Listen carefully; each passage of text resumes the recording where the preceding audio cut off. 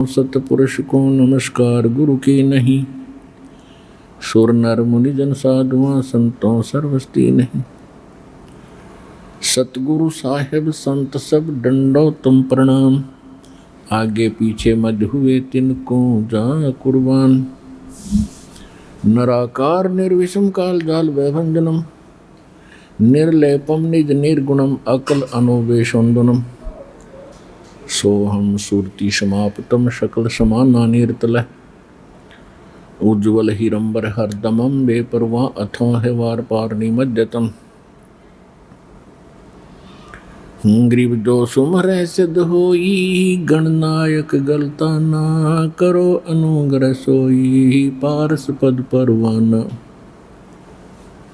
आदि गणेश मनाऊं गणनायक देवन देवा। चरण कमल लो लाऊं आदंत करूं सेवा। परम शक्ति संगीतम रिद्धि सिद्धि दाता सोई। अविगत गुण अतीतम सत्य पुरुष निर्मोही। जगदम्बा जगदीशम मंगल रूप मुरारी। तन मन अर्पों शेषम भक्ति मुक्ति भंडारी। सुर नर मुनि जन ध्यावे ब्रह्मा विष्णु महेशा। शेष सहस मुख गावे पूजय आदि गणेशा। इंद्र कुबेर सरीखा वरुण धर्म राय ध्यावे। समर्थ जीवन जी का मन इच्छा फल पावे। 33 कोटि धारा ध्यावे शेष 88। उतर बहु जल पारा कट है यम की फांसी। 33 कोटि धारा ध्यावे शेष 88। उतरे बहु जल पारा कट है यम की फांसी। कर जोरूं विनती करूं धरूं चरण पर शीश।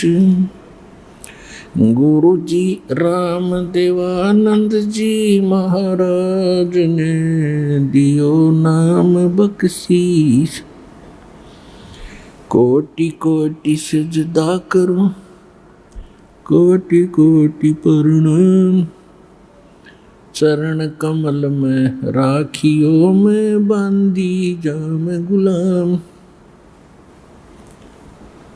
कुत्ता हूँ गुरुदेव का रामपाल दास का नाम। गले प्रेम की जेवड़ी झांखें चोवा जाऊं। तो करो तो बावड़ू दूर दूर करो तो जाऊं।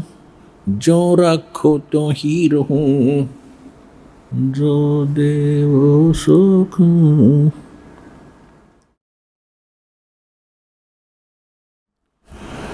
परम पिता परमात्मा पूर्ण ब्रह्म सर्व सृष्टि रचनहार कबीर परमेश्वर जी की असीम कृपा से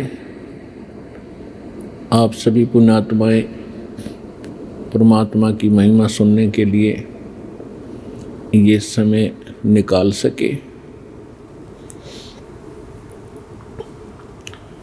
जिन पुण्यकर्मी प्राणियों पर परमात्मा की विशेष रजा होती है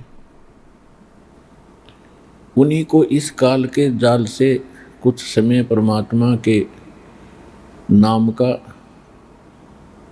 और दान धर्म करने का भक्ति करने का सुअवसर प्राप्त होता है। अन्यथा सभी प्राणी अपने उदर पूर्ति के लिए पूरा जीवन लगे रहते हैं और अंत में मनुष्य जीवन को नष्ट करके व्यर्थ करके 84 लाख प्रकार के प्राणियों के शरीरों में कष्ट उठाते हैं। और जो पुण्यात्माएं परमेश्वर कबीर जी के इस तत्व ज्ञान को ग्रहण करके इस सत भक्ति को प्राप्त करके सत साधना आजीवन करते रहेंगे उनके ऊपर से ये पहाड़ जैसा कष्ट दूर हो जाएगा।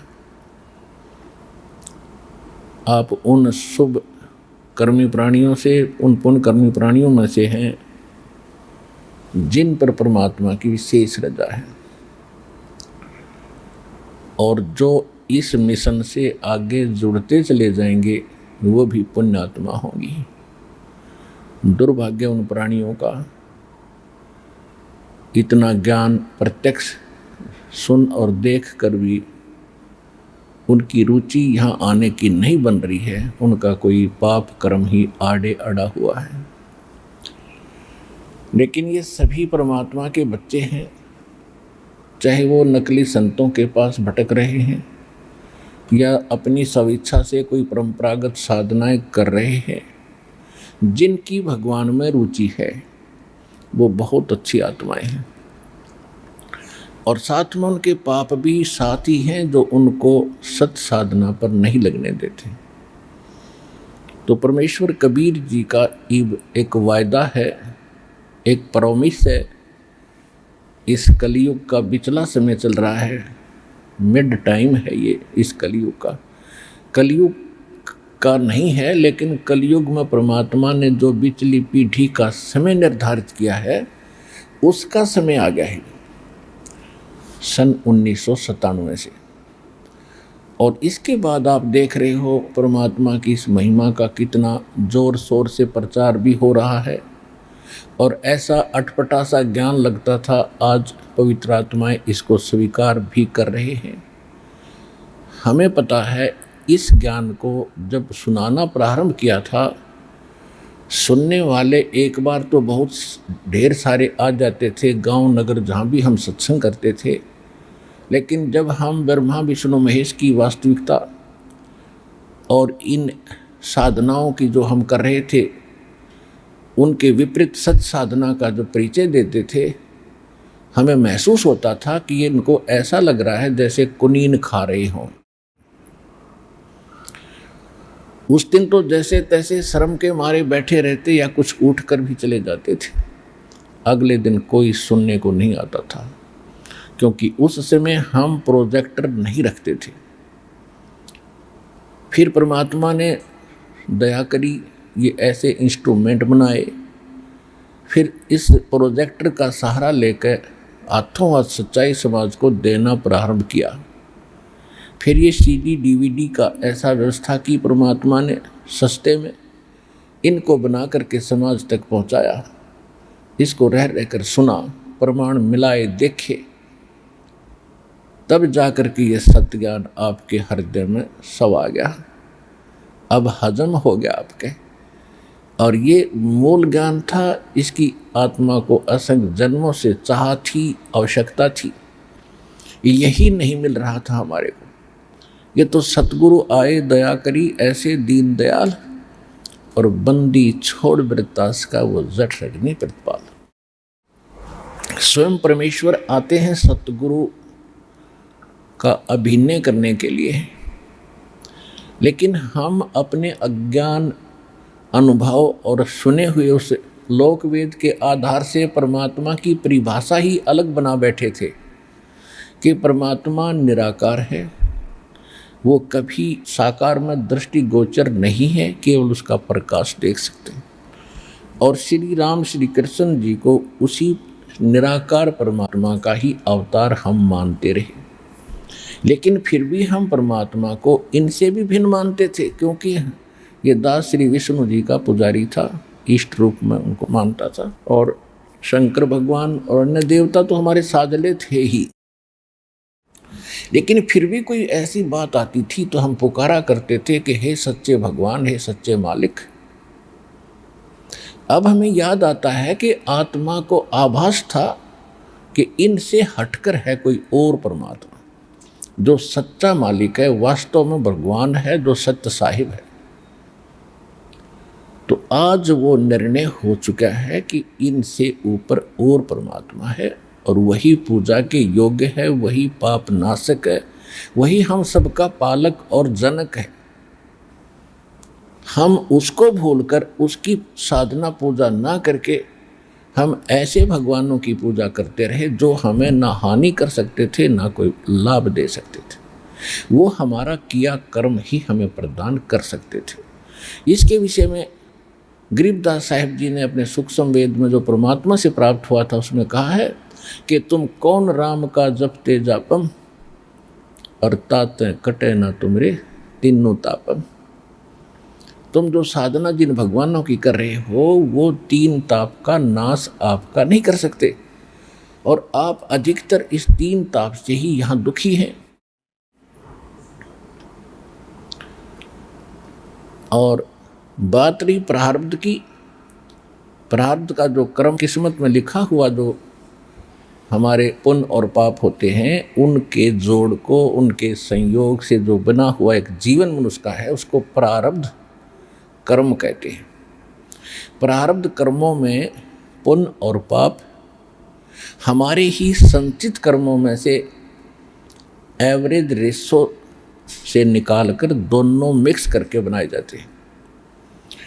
इसको एक जीवन मनुष्य का कहते हैं, और उस जीवन में लिखे हुए जितने भी पुण्य पापों का जो भोग है उसको प्रारब्ध कहते हैं। तो जब तक हम परमेश्वर कबीर जी की शरण में नहीं आते हैं, उनके बताए अनुसार सत साधना नहीं करते हैं और मर्यादा पालन नहीं करते हैं, तब तक हम न तो मोक्ष प्राप्त कर सकते हैं और न ही हम इन तीन तापों से ही बच सकते हैं, और न ही हमारे प्रारब्ध के अंदर लिखे हुए जो पाप कर्म हैं उनसे होने वाले दुख कष्ट संकट से हम नहीं बच सकते। तो आपके ऊपर कितना रहम हुआ है दाता का कि आपको वो परमात्मा मिल गए हैं, आपको वो मूल ज्ञान प्राप्त हो गया है, आपको वो मूल मंत्र भी प्राप्त हो रहे हैं जो परमात्मा ने आज तक छुपा कर रखे थे।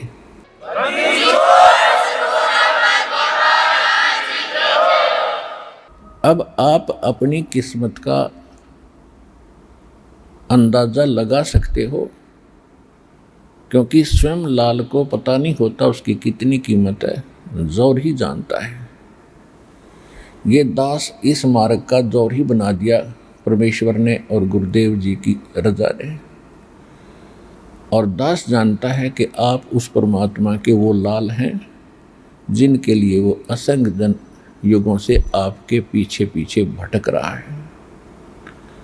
गोता मारूं स्वर्ग में जा बैठूं पाताल, गरीब दास ढूंढता फिरूं अपने हीरे मोती लाल। जब गरीबदास जी ने परमेश्वर कबीर जी से पूछा था, जब भगवान उनको मिले थे छुडानी में आकर जंगल में, तब उसने कहा था बाद में जब पूरा परिचित होने के बाद, हे परमात्मा आपने कैसे दया करी, हम जैसे पापी प्राणियों को कहाँ जंगल में आकर खोज लिया। तो उसमें भगवान ने कहा था कि गोता मारूं स्वर्ग में और जा बैठूं पाताल, हे गरीबदास, गरीबदास मैं ढूंढता फिरूं अपने हीरे मोती लाल। तो आप उन हीरे मोती लालों में से हो जिनके लिए परमात्मा बहुत समय से आपके पीछे पड़े हुए हैं। परमेश्वर ने सूक्ष्म वेद में कहा है कि या जग में कंकर बहुत हैं, लाल कहीं कहीं ठोर, कि इस संसार में काल ने भक्तिहीन प्राणी बना दिए, गलत साधना करवा के वो तो पत्थर बन गए, वो तो हमारी सुनते ही नहीं। और लाल कहीं कहीं हैं जो मेरी बात पर गौर करते हैं और मेरे निकट आते हैं, मेरी बातों को सुनकर कुछ कल्याण का मार्ग प्राप्त करते हैं। ऐसे बहुत कम हैं, कहीं कहीं है। फिर परमात्मा ने बाद में कहा है कि सठ दल दोनों दीन का, दिल में दोष न धार, हमारा तो कोई एक है यू काल का सब संसार। हमारा तो कोई एकाध ही भक्त है, बाकी सब काल के ही जाल में, उसी की साधना में, उसी के ज्ञान में, उसी से जो प्राप्त प्रारब्ध का जो संस्कार है उसी को पा कर ये उसी के जाल में फंसे हुए। फिर परमात्मा ने कहा था, जो जन मेरी शरण है ताका हूँ मैं दास, और गेल गेल लाग्या फिरूं जब तक धरती आकाश।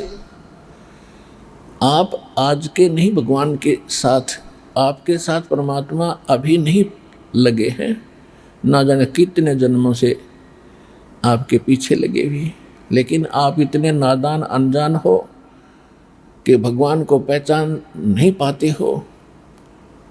और कभी किसी युग में आप कलयुग के अंदर परमात्मा की शरण में आए थे, जो अब समय चल रहा है, क्योंकि इस समय में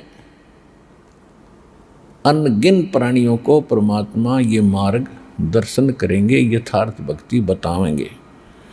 और ये ऐसा गजब का मंत्र और साधना है, इसको कुछ ही समय करने पर आपके ढेर सारे पुण्य बन जाते हैं।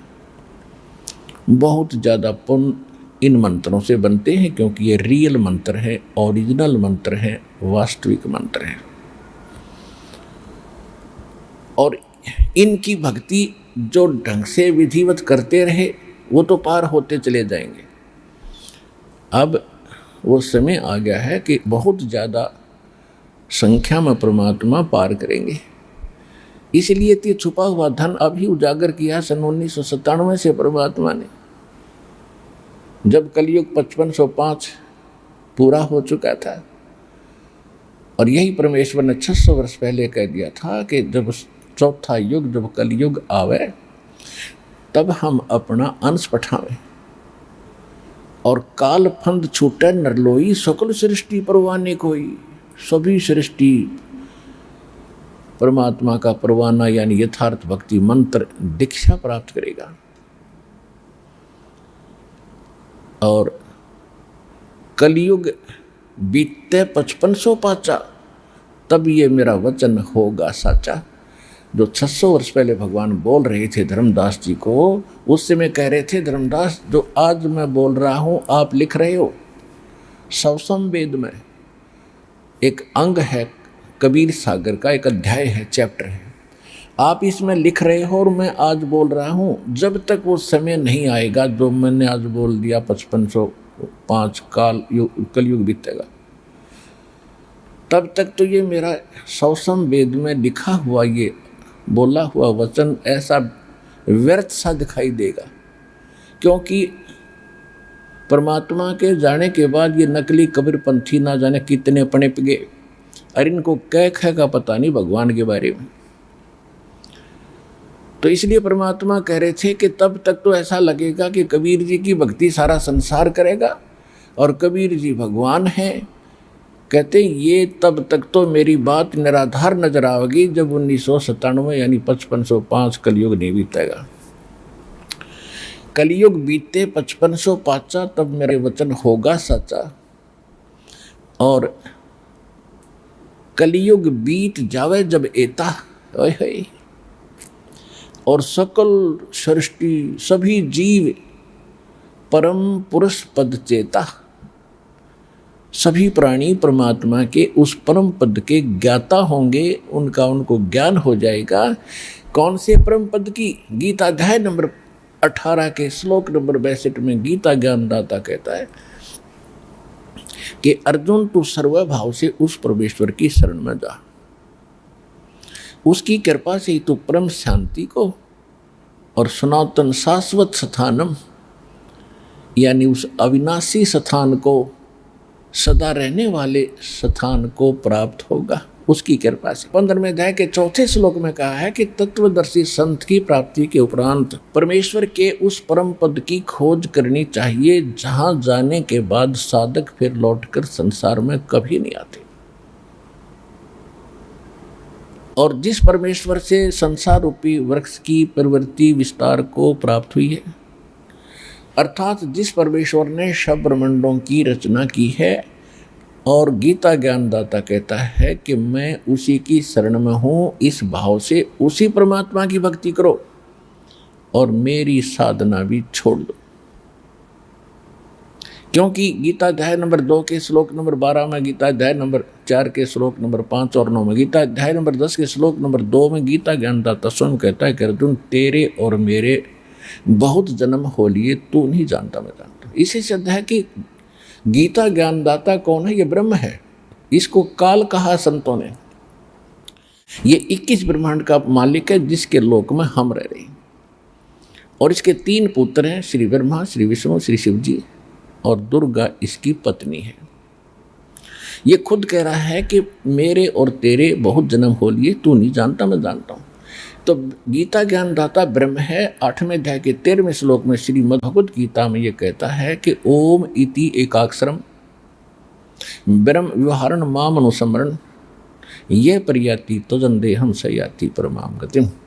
मुझ ब्रह्म का केवल एक ओम मंत्र है, नथिंग एल्स, कुछ नहीं और इसका उच्चारण करता हुआ अंतिम सांस तक इसका जाप करता हुआ शरीर त्याग कर जाता है तो ओम से मिलने वाली परम गति प्राप्त हो जाती है। ओम से मिलने वाली अंतिम उपलब्धि क्या है कि ब्रह्मलोक प्राप्त होता है, क्योंकि ये ब्रह्म का मंत्र है। श्री देवी भागवत दुर्गा पुराण में 7वें संस्कंद में और सचित्र मोटा टाइप केवल हिंदी और गीता प्रेस गोरखपुर से प्रकाशित के पृष्ठ 562 और 63 पर दुर्गा जी हिमालय को उपदेश दे रही है और ब्रह्म की जानकारी बताते हुए कह रही है कि राजन, ब्रह्म की पूजा करो और सब पूजा छोड़ दो। उसका ओम नाम है, इसके जाप से तुम उसको पा जाओगे और वो ब्रह्मलोक में ऊपर आकाश में दिव्य आकाश रूपी ब्रह्मलोक में रहता है। इससे ये सिद्ध हो गया कि ओम नाम ब्रह्म का है, ब्रह्म की साधना से ब्रह्मलोक प्राप्ति होती है। गीता अध्याय नंबर 8 के श्लोक 16 में स्पष्ट किया है कि ब्रह्मलोक में गए हुए प्राणी भी फिर पुनर्जन्म में आते हैं, अर्थात ब्रह्मलोक भी वो स्थान नहीं है जहाँ जाने के बाद फिर लौटकर साधक कभी संसार में नहीं आते। तो वो परम पद गीता अध्याय नंबर 15 के श्लोक नंबर 4 में स्पष्ट किया है कि तत्वदर्शी संत की प्राप्ति के उपरांत उस तत्व ज्ञान रूपी शस्त्र से इस अज्ञान रूपी गुत्थी को काट कर उसके पश्चात परमेश्वर के उस परम पद की खोज करनी चाहिए, जहाँ जाने के बाद साधक फिर कभी लौटकर संसार में नहीं आते। और वो परमात्मा वो है जिसने सब ब्रह्मांडों की रचना की है, सबका जनक है, सबका उत्पत्ति करता है। केवल उसकी भक्ति करो। अपनी भक्ति को भी वहाँ नकारा कर रहा है गीता ज्ञानदाता। तो इस प्रकार इससे सिद्ध हुआ कि परमेश्वर ने जब 600 वर्ष पहले कहा था कि कलयुग बीते 5500 पाचा, तब ये मेरा वचन होगा साचा। कलयुग बीत जावे जब एता और सकल प्राणी सभी जीव परम पुरुष पद चेता। आज तक मुझे पता ही नहीं था कौन सतलोक है, कौन भगवान है। हम तो स्वर्ग और बस मृत्यु, स्वर्ग गए, स्वर्गवासी हो गए, स्वर्गवास हो गया। चाहे कितना खोटे कर्मी आदमी मर जाता नहीं होगा, स्वर्गवास हो गया उसका। ये स्वर्ग भी इतना सस्ता नहीं था जितना हमने मान रखा था, पर यह स्वर्ग भी अच्छी चीज नहीं है। ये तो बिल्कुल घटिया स्थान है। हमारी पूंजी का नाश करने का एक सुनियोजित षड्यंत्र काल का रचा हुआ है। इसको तो हमने झांकना भी नहीं है, इधर देखना भी नहीं है, सपने में भी नहीं सोचना है, जिसको यू ज्ञान हो जाएगा। और फिर कहते हैं जहाँ आशा तहाँ बासा हुई। इस ज्ञान के आधार से, पहले वाले ज्ञान के आधार से हमारा टारगेट सिर्फ स्वर्ग प्राप्ति का था। तो जैसे थोड़े बहुत पुण्य होते थे, जहाँ आशा तहाँ बासा हुई, हम वहाँ पहुँच जाते थे। वहाँ की व्यवस्था है कि पुण्य समाप्त हुए फिर जैसे यहाँ पृथ्वी से उठाकर फेंक देते हैं, मृत्यु हो जाती है। वहाँ देवताओं की मृत्यु होती है। वो शरीर छोड़कर वो आत्मा किसी और गधे कुत्ते की प्राणियों में चले जाते हैं। तो जब हमें ज्ञान होगा तो हम सतलोक में ही आशा बनाएंगे और सत भक्ति करेंगे आजीवन, तो अपने आप वहाँ ऑटोमेटिकली चले जाएंगे। जहाँ आशा तहाँ बासा हुई और मन कर्म वचन सुमरियो सोई। तो इस ज्ञान के आधार से, इस ज्ञान को आपको इसलिए दिया जाता है कि आपका हृदय यहाँ से हटे। ये नकली है बिल्कुल, और बिल्कुल धोखा है। 1 सेकंड का भरोसा नहीं जीव का, कब मृत्यु हो जाए। और पता नहीं कितना ठेका लिए बैठा ही अनजानपने में। जो काम करना था वो त्याग दिए, बाकी बकवादों में लग गया। कोठी बनाऊंगा, बंगला बनाऊंगा, सेठ बन जाऊंगा, सारा कुछ भी हो गया। और फिर क्या बनेगा? मृत्यु हो जाएगी, फिर गधा बनेगा। या कभी मन में नहीं आती मैं गधा बन जाऊंगा। तो इसलिए ये ज्ञान परमात्मा ने दिया है, इसको हृदय में समाओ और इसके आधार से साधना करो और अपना मन यहाँ से हटाओ, तब मोक्ष होगा। अब जो प्रसंग चल रहा है, परमात्मा हमारे साथ असंख्य जन्मों से लगे हुए हैं और जितने भी विश्व के प्राणी हैं, पहले हुए हैं, आगे मनुष्य जीवन प्राप्त करेंगे या अन्य जीव हैं, और चाहे ब्रह्मा विष्णु महेश दुर्गा और निरंजन हैं या कोई भी देवी देव हैं, ये सभी परमात्मा के बच्चे हैं। अब जैसे अपने ही समाज से कोई आईएएस बन गया है, कोई आईपीएस बन गया है, कोई जज बन गया है, कोई डॉक्टर इंजीनियर बन गया, बच्चे तो आपके ही हैं। हाँ ठीक है, उनकी व्यवस्था, उनका रहन सहन, उनकी ड्यूटी कुछ भिन्न है, कोई मंत्री बन गया, प्रधानमंत्री बन गया, बच्चे तो आप ही के समाज के ही हैं। इसी प्रकार वो परमात्मा के सभी बच्चे हैं, चाहे ब्रह्मा विष्णु महेश के पद प्राप्त है, लेकिन वो सभी मूल उद्देश्य को भूले हुए हैं और मूल उद्देश्य को याद दिलाने के लिए स्वयं परमात्मा ही आते हैं, क्योंकि उसके अतिरिक्त इस भक्ति का और सृष्टि का किसी को ज्ञान नहीं। बाकी सब अटकलबाजी लगा कर भ्रमित हो रहे हैं और कर रहे हैं।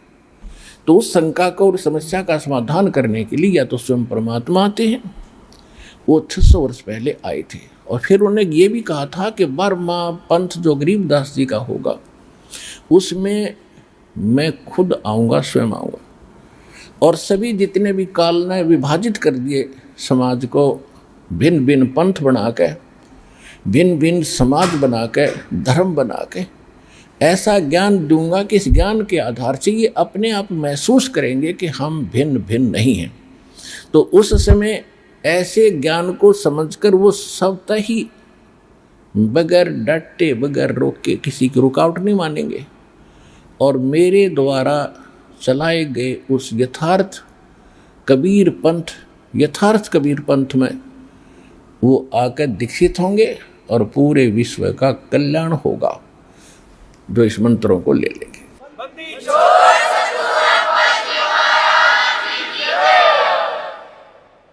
तो वो समय अब चल रहा है सन 1997 से।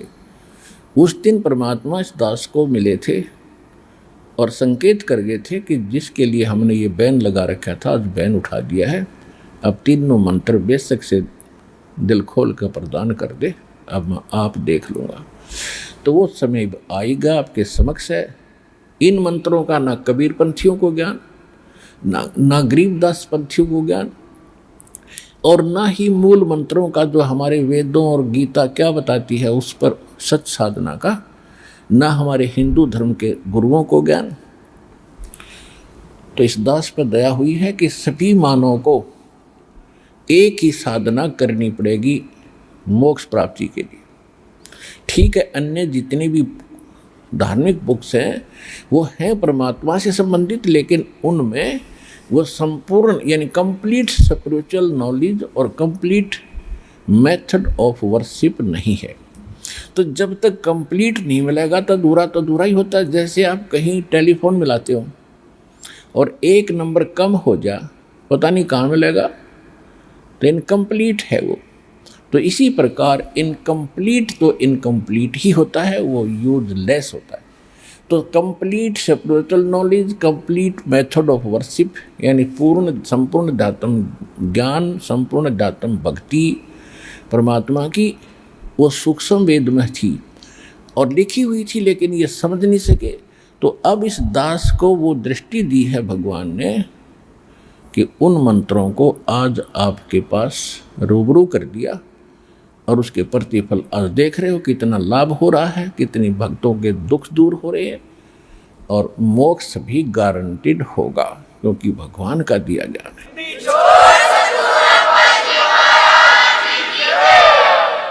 तो पुण्यात्माओं, परमात्मा हमें समझाया करते थे 600 वर्ष पहले जो भगवान स्वयं आए थे, और वही ज्ञान आज दास आपके समक्ष कर रहा, रूबरू कर रहा है और अपने ही धर्म ग्रंथों से आपको दिखा रहा है। और आप मान रहे हो कि सचमुच जिन ग्रंथों को आज तक हम श्रोधार्य मानते रहे, इनमें जो लिखा सत्य है, और हम उसके विपरीत सुन और कर रहे थे, तो आंखों देखकर बुद्धिमान को मानना पड़ेगा। आंखों देखकर कौन नहीं मानेंगे? जिनका कोई स्वार्थ निहित है। कौन? जो किसी गुरु पद पर प्राप्त हैं, या कोई महंत बने हैं, या कोई उन बुकों को, उनके अनुभव की पुस्तक जो गलत ज्ञान से युक्त हैं, उनको बेच बेच कर रोजी रोटी चला रहे हैं। और विशेषकर इन्हीं लोगों का होल्ड भक्तों के ऊपर रहा है। भोले भाले श्रद्धालु तो अपने गुरु और उनसे संबंधित मुख्य व्यक्तियों की सारी बातों को सत्य मानते रहे, और जिस कारण से वो जो कुछ कह देते थे तो किसी की फिर सुनते ही नहीं श्रद्धालु। और यही बिजली गिरी रही कि परमात्मा 600 वर्ष पहले आए थे, और वो समझाया करते थे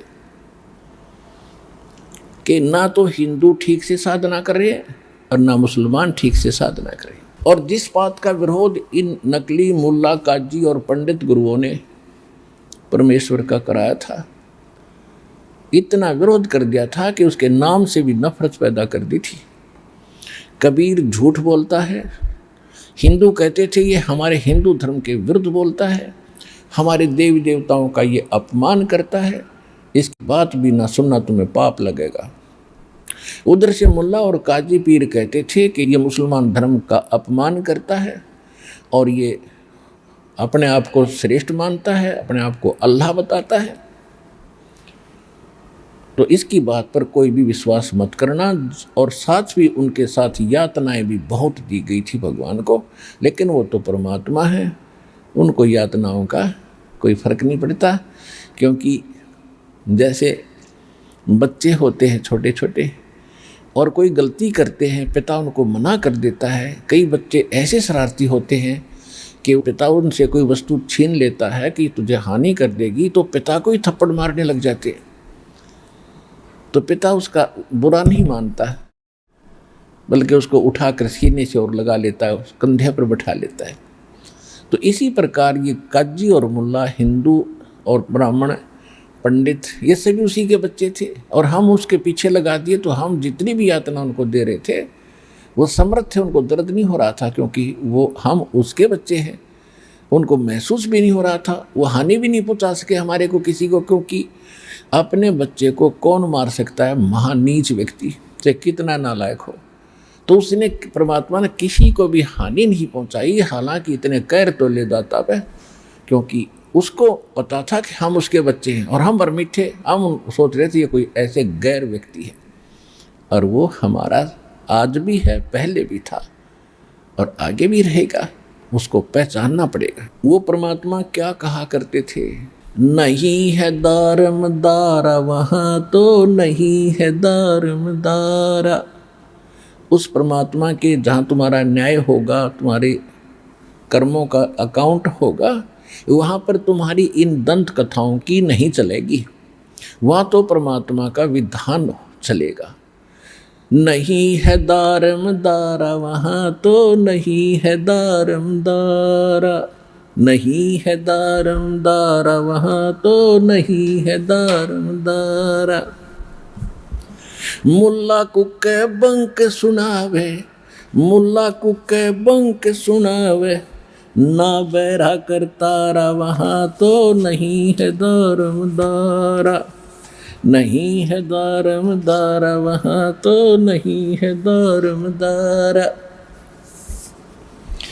300 रोजे खून करत हो, 300 रोजे खून करत हो, तुम्हें क्यों कर हो दीदारा वहाँ तो नहीं है दारमदारा, नहीं है दारमदारा वहाँ तो नहीं है दारमदारा। मूल गंवाए चले हो काजी, मूल गंवाए चले हो काजी, तुमरा कीजिएगा मुँह काला वहाँ तो नहीं है दारमदारा, नहीं है दारमदारा वहाँ तो नहीं है दारमदारा। भवजल डूब गए हो भाई, भवजल बूढ़ गए हो भाई, यो भर लिया घोर अंगारा वहाँ तो नहीं है दारमदारा। नहीं है दारमदारा, वहाँ तो नहीं है दारमदारा। और पंडितों को कहा करते थे, वेद पढ़े पर भेद न जाने, वेद पढ़े पर भेद न जाने, ये बातें पुराने 18, वहाँ तो नहीं है दारमदारा, नहीं है दारमदारा, वहाँ तो नहीं है दारमदारा। जड़ को अंदरा पत्ते खवावे, पत्थर की पूजा करेंगे, भूल गए सृजनहारा, वहाँ तो नहीं है दारमदारा, नहीं है दारमदारा, वहाँ तो नहीं है दारमदारा। उजड़ खेड़े बहुत बसाए, उजड़ खेड़े बहुत बसाए, फिर जोटा बकरा मारा, वहाँ तो नहीं है दारमदारा, नहीं है दारमदारा, वहाँ तो नहीं है दारमदारा। जाको तो तुम मुक्ति कहत हो, जाको तो तुम मुक्ति कहत हो, वो है कच्चे वारा, वहाँ तो नहीं है दारमदारा। कच्चे बारा का अर्थ होता था, पहले चौपड़ खेला करते थे और उसमें कच्चे बारा का कोई नंबर नहीं होता था, व्यर्थ बोल देते कच्चे बारा, यानी उससे कोई लाभ उस गेम में, खेल में नहीं होता था। तो यहाँ परमात्मा उसी आधार से बता रहे हैं कि जाकू तो तुम मुक्ति कहत हो, जिसको तुम मुक्ति मान रे, वो है कच्चे बारा, वहाँ तो नहीं है दारमदारा, नहीं है दारमदारा, वहाँ तो नहीं है दारमदारा।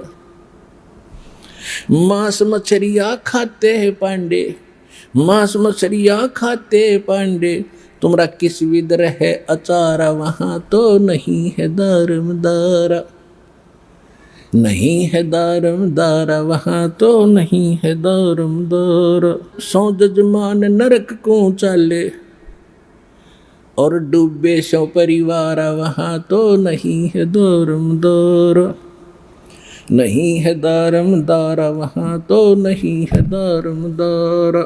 छाती तोड़ हन जम किंकर, छाती तोड़ हन जम किंकर, वहाँ लग गए जम का लारा, वहाँ तो नहीं है दारमदारा, नहीं है दारमदारा, वहाँ तो नहीं है दारमदारा। दास गरीब कहे बेकाजी, वहाँ ना कोई वार न पारा, वहाँ तो नहीं है दारमदारा, नहीं है दारमदारा, वहाँ तो नहीं है दारमदारा। अब क्या बताया है आदरणीय गरीबदास साहिब जी ने, परमात्मा से परिचित होकर के उनसे प्राप्त सूक्ष्म वेद के आधार से उन्हीं की ज्यों की तो महिमा की वाणी उन्होंने उच्चारण की है, क्योंकि परमेश्वर ने 600 वर्ष पहले कहा था कि धर्मदास 12वां पंथ का प्रवर्तक जो गरीबदास होगा, उससे मेरी वाणी प्रकट होगी, मेरी महिमा की वाणी पुनः प्रकट होगी, क्योंकि बीच में नकली काल के दूत घुसेंगे, वो यथार्थता को मिटाने की कुचेष्टा करेंगे, जिस कारण से उसकी पूर्ति के लिए वो गरीबदास मेरा बच्चा जाएगा और उसको मैं मिलूँगा, उसके द्वारा फिर अपने महिमा की वाणी फिर से प्रकट कराऊंगा। और आज आपके सामने है। और फिर ये भी कहा था कि उस वाणी को न गरीबदास पंथ वाले समझ सकेंगे, न कबीर वो नकली 12 कबीर पंथ वाले समझ सकेंगे, उसको समझाने के लिए भी फिर मैं स्वयं आऊँगा। परमात्मा ने आए तो ये दास भेज दिया, अपने पूरे ज्ञान से परिचित कराया। अब परमात्मा ये दोनों धर्मों को समझाया करते थे, उनसे कहा करते थे कि तुम पाप ना करो। मुसलमानों को कह रहे हैं कि तुम मुल्ला कुक बंक सुनावे, बंक, और ना बैरहा करता रहा। परमात्मा कोई बैरहा नहीं है कि तुम ऊपर मस्जिद की ऊंची अटारी पर चढ़कर और वहाँ आवाज़ लगाते हो। आवाज़ तो हृदय से लगाओ, कसक के साथ लगाओ, और चाहे थोड़ा बोलो चाहे जोर से लगाओ, भगवान सारी सुनता है। चिट्टी पायल बाजे पैर, साहेब सुनता है सब लहर। ये थी चिट्टी की पायल बना दी जा कीड़ी की पैर की। आपको एक उदाहरण के लिए भगवान की महिमा बता रहे हैं गरीबदास जी। यदि चिट्टी की भी कोई पायल बन जाए, यानी कोई घुंघरू बांध दिया जा, यदि उसका भी नॉइस हो जा, शोर हो जा, आवाज हो जा, उसको भी भगवान सुनता है। कहने का भाव यह है कि पहले चिट्टी का खुड़काना और उसका पैर का पायल कैसी बनेगी। कहने का भाव यह है कि उसका तो शोर हो ही नहीं सकता, उसको भी भगवान सुन लेता है। यानी ऐसी सूक्ष्म आपकी भावनाओं को भी मालिक सुन लेता है जो मन में सोच भी करते हो। फिर क्या कहते हैं, जैसे क्या करते थे मुसलमान भाइयों में जो प्रचलित अज्ञान परंपरा है पाप बढ़ाने की, उसमें क्या है कि एक कुर्बानी देते हैं, वो अपना संकल्प करते हैं कोई मनोकामना पूर्णा के लिए कि मैं बकरे कुर्बान करूंगा, इतने बकरे कुर्बान करूंगा या इतनी कोई गाय करूंगा। तो कैसे करते हैं,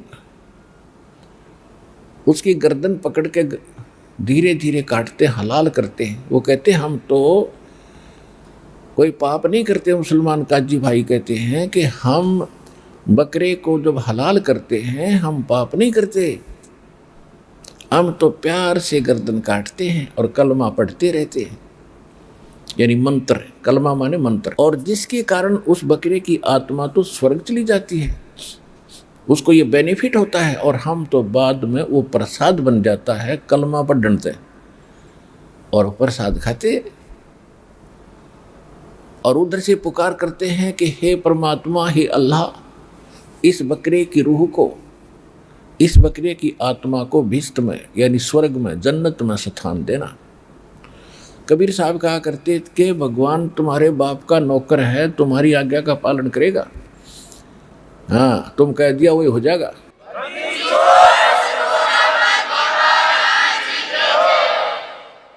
और अगर इस विधि से जैसे आप मान रहे हो कि बकरा काटने से, ऐसे इस तरीके से हलाल करने से और कलमा पढ़ने से इस आत्मा को स्वर्ग प्राप्ति होती है, और जन्नत के लिए तो सारा कुछ हो ही रहा था जब तक तुम्हें मूल ज्ञान नहीं था। तो ऐसी अगर तुम्हें दृढ़ विश्वास है इस बात पर, जो साधना तुम कर रहे हो और जन्नत के लिए सारे पांव पीट रहे हैं, सब प्रयत्न हो रही है, तुम अपने परिवार के किसी सदस्य को इस विधि से जन्नत भेज के दिखा दो। उसको करो हलाल और बोलो कलमा और अर्ज लगाओ भगवान से कि इसकी आत्मा को स्वर्ग में स्थान देना। कहते हैं एक मुल्ला मस्जिद में कुके और एक पुकार है बोका, इनमें कौन बेस्ट को जागा, हमने लगा धोखा। एक तो बकरा अपनी जान को रो रहा है, उसकी गर्दन काटी जा रही है, मैं मार रहा है म्या म्या, और एक मुल्ला ऊपर मस्जिद में आवाज लगा रहा है। कहते एक मुल्ला मस्जिद में कुक है, एक पुकार है बोका, अपनी जान न रो रहा, वो भी मैं मार रहा है, इनमें कौन सा स्वर्ग में जागा, हमने लगा धोखा। अर्थात कोई से को स्वर्ग नहीं। फिर क्या कहते हैं कि जय या रूह तय भिष्ट पठाई, भिष्ट कहते हैं स्वर्ग जन्नत को, हेवन को।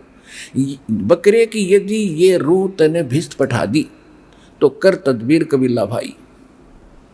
जब माना तो अपने परिवार ने करके दिखा दे, हम मान जाएंगे तेरा मेथड सही है। तो इन बातों का परमात्मा का कहने का उद्देश्य क्या था कि 300 रोजे खून करे तो और कैसे हो दीदार है। अरे पाप करनी है ना, भगवान मिलेगा, फिर भक्ति की आवश्यकता क्या है। चाहे वो हिंदू करो, चाहे मुसलमान, सिख करो, चाहे ईसाई, 100 कोस है भगवान उससे। कहते हैं जो नर गोसत खात है प्रत्येक राक्षस जान, और इसमें संशय है नहीं, चाहे हिंदू खाओ चाहे मुसलमान। तो इन बातों का उन मुल्ला और काजियों ने चाहिए तथा भला मनाना भगवान का। अगदी आप सही कह रहे हो, लेकिन अपने मान बढ़ाई के कारण आप भी जीवन नाश किया और अपने अनुयायियों को भ्रमित करके परमात्मा का दुश्मन बना दिया। इसी प्रकार हिंदुओं को कह रहे थे भगवान कि वेद पढ़ो पर भेद ना जानो, और बच्चे प्राण उठा रहा, और पत्थर की पूजा कर रहे हो तो भूल गए सृजनहारा। फिर कहते मांस मछलियां खाते पांडे, ऊपर से तुम इतने शुद्ध रहते हो, किसी का हाथ भी नहीं लगने देते, पानी भी किसी का नहीं पीते दूसरे जाति वालों का, कपड़ा भी नहीं छूते, और मांस मछलियां खाते पांडे, तो कैसे विद रहे आचारा, तुम्हारे जो आचार विचार हैं, जो तुम शुद्धता रख रहे हो, ये खा करी जब मांस खा लिया तुमने, मछली खा ली। एक बार ये दास कुछ भक्तों को, 5-7 भक्तों के साथ वो स्थान देखने गया था जहाँ पर हमने पढ़ा था, और कि परमेश्वर कबीर जी ने जगन्नाथ के मंदिर को समुद्र में बहने से बचाया था। यानी समुद्र, जगन्नाथ जी का मंदिर बन जाता था और समुद्र में तूफान आता था, उसको ढा देता था। ऐसे 4-5 बार 6 बार हुआ था। आखिर में वो राजा भी दोहना थक गया था और उसने हिम्मत हार ली थी कि मैं बनाता हूँ, भगवान का आदेश है और समुद्र बनने नहीं देता। तो तब परमात्मा स्वप्ने में श्री कृष्ण जी ने बताया था उस राजा इंद्रदमन को, उड़ीसा के राजा को, और परमात्मा पहले दिन गए थे उसके पास, राजा के पास, कि मैं आपका मंदिर बनवा दूंगा और इस समुद्र को रोक दूंगा। एक वृद्ध से रूप में गए थे, लेकिन जब इंद्रदमन पर का विश्वास नहीं हो रहा था, तो सपने में श्री कृष्ण दिखे और कहा कि जो महात्मा आए थे ना तेरे पास, ये परम शक्ति युक्त है, मैंने ध्यान लगा कर देख लिया और उनसे अर्जी लगा। तो ऐसा किया गया था कि परमात्मा ने कहा था कि जिधर से समुद्र उठकर आता है वहाँ मेरा एक चौरा बना दो, चबूतरा, एक पत्थर तराश के ऊपर से और एक बना दिया गया।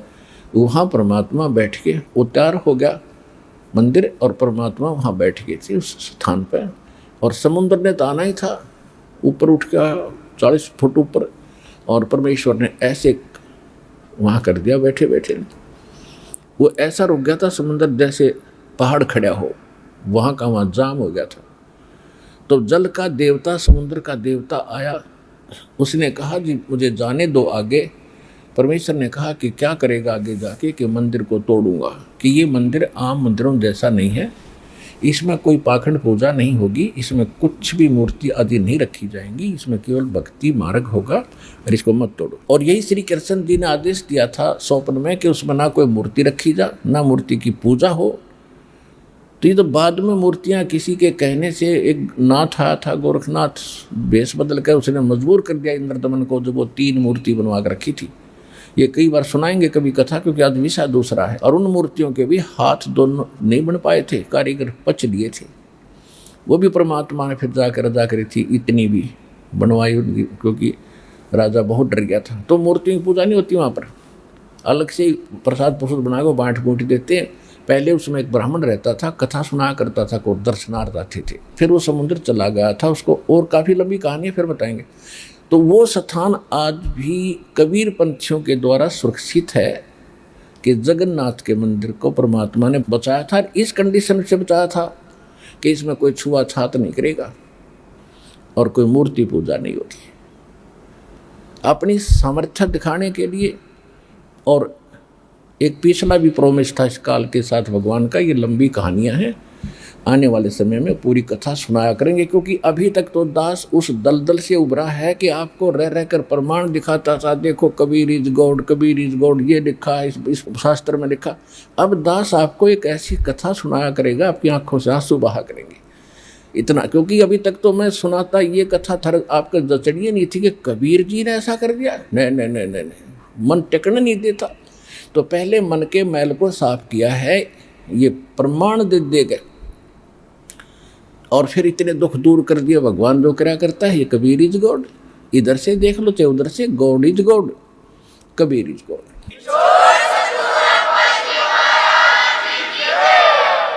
तो हम वहाँ गए तो वहाँ पता चला कि एक गाइड लेना चाहिए जगन्नाथ को जानने के लिए। कबीर साहब के स्थान को हम देख आए थे, फिर जगन्नाथ के बारे में जानकारी हमने प्राप्त करनी चाहिए तो एक गाइड होते ब्राह्मण वहाँ पर, तो उनके भी अक्षेत्र बटे हुए हैं कि उस अक्षेत्र का हरियाणा वाले का अलग पुरोहित गाइड बनेगा, दूसरों का अलग ऐसे था।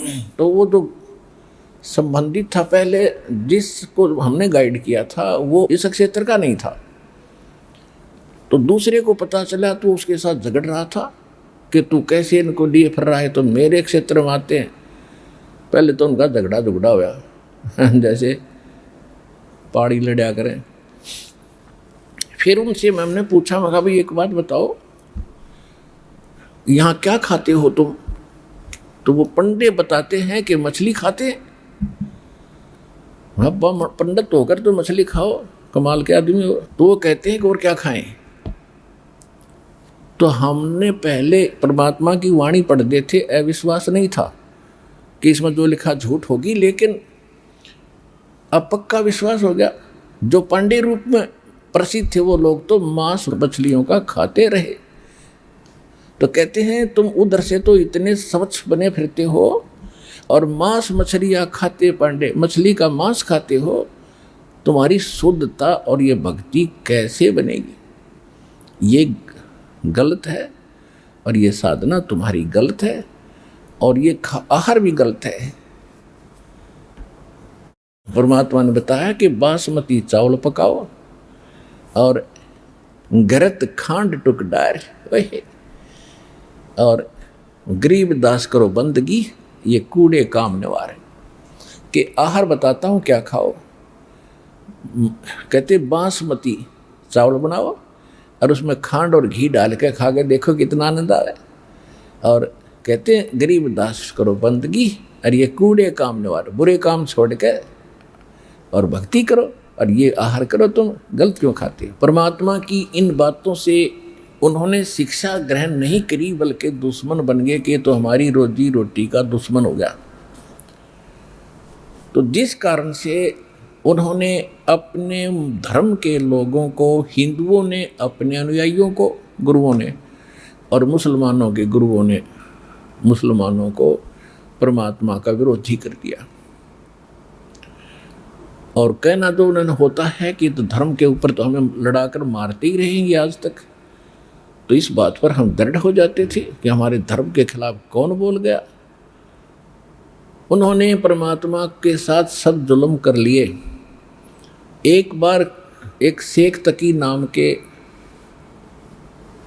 सिकंदर लोधी, दिल्ली का बादशाह जो कि पूरे हिंदुस्तान का सम्राट था, और उसके अंतर्गत फिर पूरे भारतवर्ष के छोटे छोटे नरेश राजा आते थे। और उस समय अफगानिस्तान, पूर्वी और पश्चिमी पाकिस्तान, बलूचिस्तान, इराक, ईरान, गजनी, ये सारा का सारा क्षेत्र भारतवर्ष में आता था।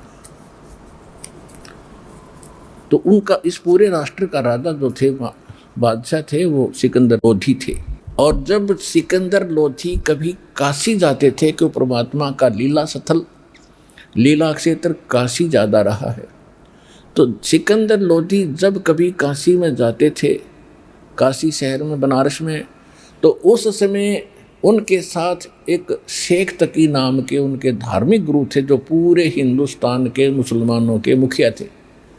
और उसको साथ रखना सिकंदर लोधी राजा की मजबूरी थी कि उसके हुक्म से सब कुछ हो रहा था। उस शेख तकी के नाम जो कह देता था मुसलमान, उसी के राजा से पहले उसके आदेश का पालन करते थे। इस कारण से वो उसको साथ रखता था, प्रसन्न रखता था, सारी सुविधाएं देता था।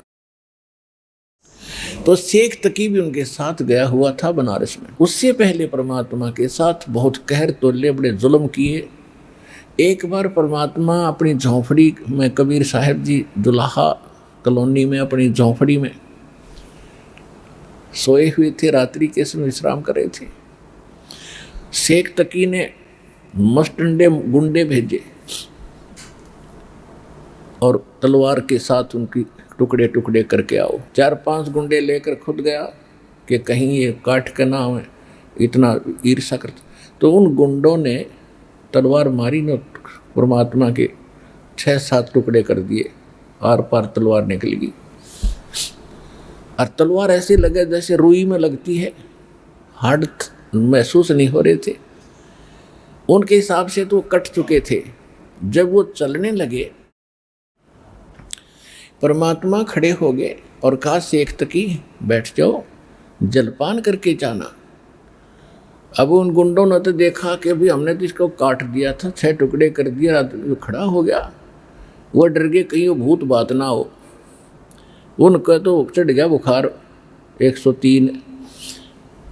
और शेख तकी नीच था, उसने माननीय नहीं थी भगवान की, चला गया। तो इतना कुछ देख कर भी वो महिमा का भूखा व्यक्ति परमात्मा से ईर्षा रखता था, उसने नहीं मानी, ना मानने दी। ऐसे और बहुत से कहर भगवान के ऊपर तोले थे। जहाँ भी सत्संग कर रहे होते थे वहीं किसी बदमाश को भेज देते थे, परमात्मा को डले मारता था, कोई लठ मारता था।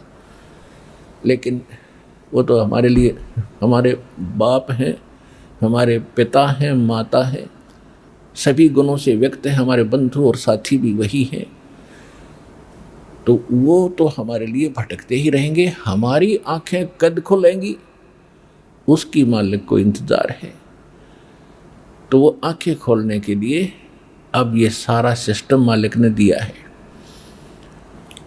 ये यथार्थ ज्ञान दिया, ऐसा विज्ञान दे दिया कि आप अपने मोबाइल में बैठकर अक्सर अक्सर देख सकते हो और पहचान सकते हो, जान सकते हो और उसका तुलना, कंपैरिजन अन्य ग्रंथों से कर सकते हो। इसलिए अब आपकी ये नींद टूटेगी।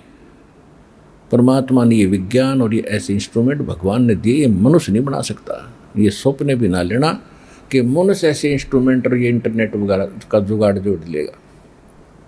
43,20,000 वर्ष हैं 4 युगों में, और 3 युग जालिए। सतयुग में तो 17,20,000 कुछ वर्ष होते हैं। उसके बाद उससे आधे, उसके बाद उससे आधे। तो अब ये 4,32,000 बच रहे हैं, यानी 40 लाख तो जा चुके वर्ष। और आपको पता है हमारे पास